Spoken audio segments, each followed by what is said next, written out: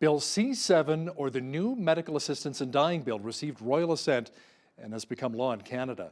Now, to talk about this in more detail is Alex Schadenberg, Executive Director of Euthanasia Prevention Coaltion. Alex, can you summarize the changes in the new bill and what it really means for Canadians?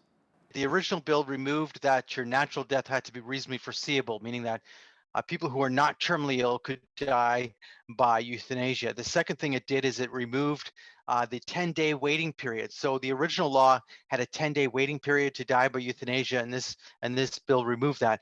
Another thing it did is it said that if you're incompetent but you had been previously approved for euthanasia, you could still die by euthanasia, meaning it removed that you had to be competent at the time of death.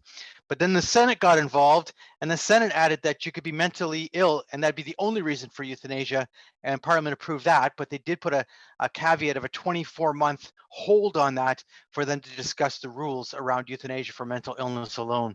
So, what were you most disappointed with when it comes to this new bill? The original bill claimed to exclude euthanasia for mental illness alone, and then the Senate approved that, and then the House of Commons approved that.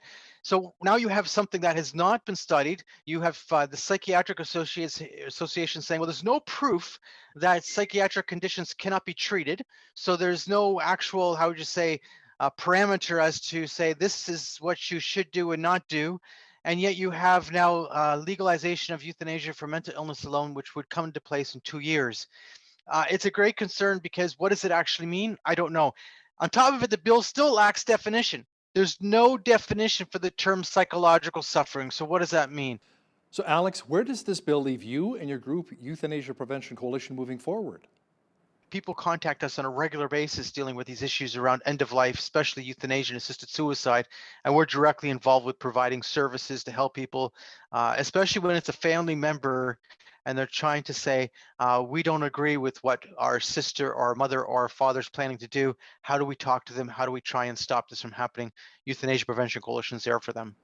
That was Alex Schadenberg, Executive Director of Euthanasia Prevention Coalition.